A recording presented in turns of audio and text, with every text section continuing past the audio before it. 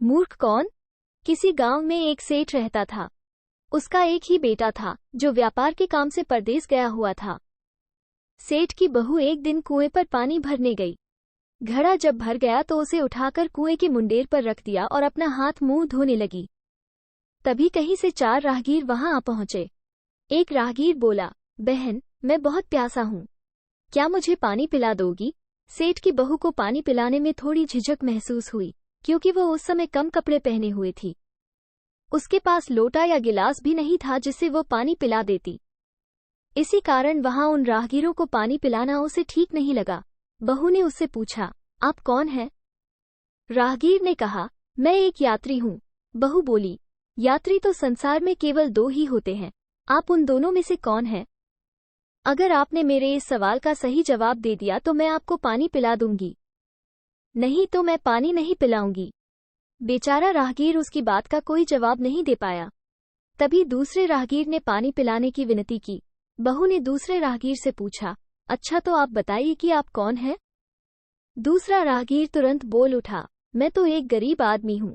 सेठ की बहू बोली, भैया, गरीब तो केवल 2 ही होते हैं, आप उनमें से कौन हैं? प्रश्न सुनकर दूसरा राहगीर चकरा गया। उसको कोई जवाब नहीं सूझा तो वो चुपचाप हट गया। तीसरा राहगीर बोला, बहन, मुझे बहुत प्यास लगी है, ईश्वर के लिए तुम मुझे पानी पिला दो। बहू ने पूछा, अब आप कौन हैं? तीसरा राहगीर बोला, बहन, मैं तो एक अनपढ़ गंवार हूँ। ये सुनकर बहू बोली, अरे भाई, अनपढ़ गंवार तो इस संसार में बस 2 ही होते हैं, आप उनमें से कौन हैं? बेचारा तीसरा राहगीर भी कुछ बोल नहीं पाया।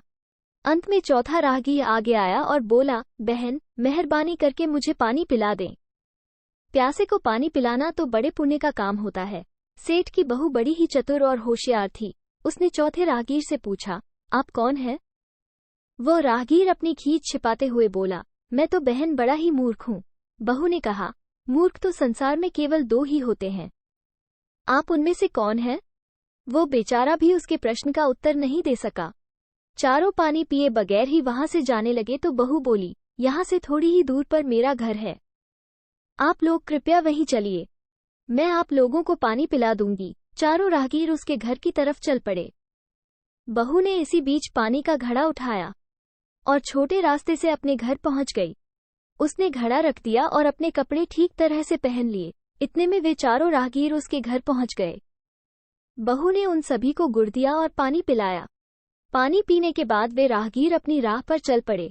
सेठ उस समय घर में एक तरफ बैठा ये सब देख रहा था। उसे बड़ा दुख हुआ। वो सोचने लगा, इसका पति तो व्यापार करने के लिए परदेस गया है और यह उसकी गैर हाजिरी में पराए मर्दों को घर बुलाती है, उनके साथ हंसती बोलती है। इसे तो मेरा भी लिहाज नहीं है। ये सब देख अगर मैं चुप रह गया तो आगे से इसकी हिम्मत और बढ़ जाएगी। मेरे सामने इसे किसी से बोलते बतियाते शर्म नहीं आती तो मेरे पीछे न जाने क्या क्या करती होगी।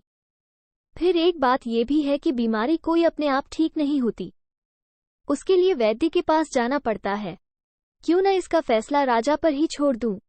यही सोचता वो सीधा राजा के पास जा पहुंचा और अपनी परेशानी बताई। सेठ की सारी बातें सुनकर राजा ने उसी वक्त बहू को बुलाने के लिए सिपाही बुलवा भेजे और उनसे कहा, तुरंत सेठ की बहू को राजसभा में उपस्थित किया जाए।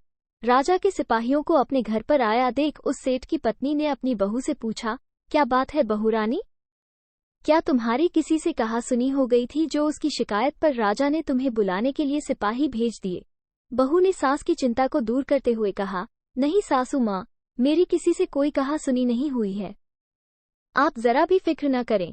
सास को आश्वस्त कर वो सिपाहियों से बोली, तुम पहले अपने राजा से यह पूछ कर आओ कि उन्होंने मुझे किस रूप में बुलाया है, बहन, बेटी या फिर बहू के रूप में?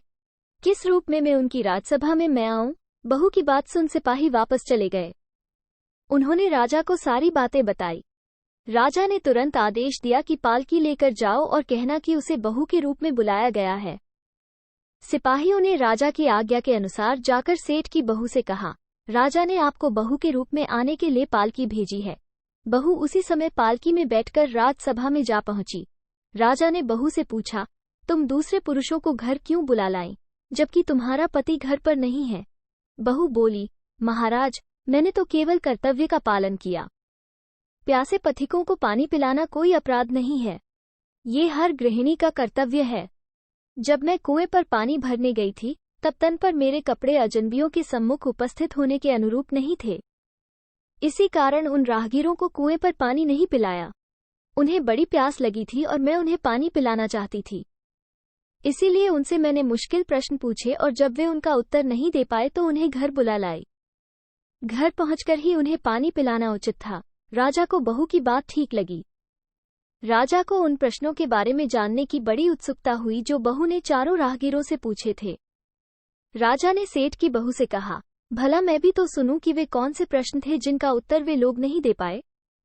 बहू ने तब वे सभी प्रश्न दोहरा दिए। बहू के प्रश्न सुन राजा और सभासद चकित रह गए। फिर राजा ने उससे कहा, तुम खुद ही इन प्रश्नों के उत्तर दो। हम अब तुमसे ये जानना चाहते हैं। बहू बोली, महाराज, मेरी दृष्टि में पहले प्रश्न का उत्तर है कि संसार में सिर्फ दो ही यात्री हैं, सूर्य और चंद्रमा। मेरे दूसरे प्रश्न का उत्तर है कि बहू और गाय इस पृथ्वी पर ऐसे दो प्राणी हैं जो गरीब हैं। अब मैं तीसरे प्रश्न का उत्तर सुनाती हूँ। महाराज, हर इंसान के साथ हमेशा अनपढ़ गंवारों की तरह जो हमेशा चलते रहते हैं वे हैं भोजन और पानी। चौथे आदमी ने कहा था कि वह मूर्ख है, और जब मैंने उससे पूछा कि मूर्ख तो दो ही होते हैं, तुम उनमें से कौन से मूर्ख हो, तो वो उत्तर नहीं दे पाया। इतना कहकर वो चुप हो गई। राजा ने बड़े आश्चर्य से पूछा, क्या तुम्हारी नजर में इस संसार में सिर्फ दो ही मूर्ख हैं? हाँ महाराज, इस घड़ी इस समय मेरी नजर में सिर्फ दो ही मूर्ख हैं। राजा ने कहा, तुरंत बतलाओ कि वे दो मूर्ख कौन हैं। इस पर बहू बोली, महाराज, मेरी जान बख्श दी जाए तो मैं इसका उत्तर दूं। राजा को बड़ी उत्सुकता थी यह जानने की कि वे दो मूर्ख कौन हैं। उसने तुरंत बहू से कह दिया, तुम निसंकोच होकर कहो।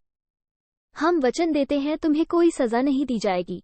बहू बोली, महाराज, मेरे सामने इस वक्त बस दो ही मूर्ख हैं। फिर अपने ससुर की ओर हाथ जोड़कर कहने लगी, पहले मूर्ख तो मेरे ससुर जी हैं जो पूरी बात जाने बिना ही अपनी बहू की शिकायत राजदरबार में की। अगर इन्हें शक हुआ ही था तो ये पहले मुझसे पूछ तो लेते, मैं खुद ही इन्हें सारी बातें बता देती। इस तरह घर परिवार की बेइज्जती तो नहीं होती। ससुर को अपनी गलती का एहसास हुआ। उसने बहू से माफी मांगी। बहू चुप रही। राजा ने तब पूछा, और दूसरा मूर्ख कौन है?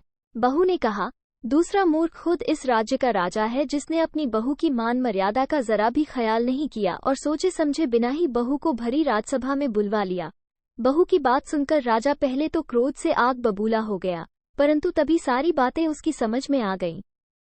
समझ में आने पर राजा ने बहू को उसकी समझदारी और चतुराई की सराहना करते हुए उसे ढेर सारे पुरस्कार देकर सम्मान सहित विदा किया।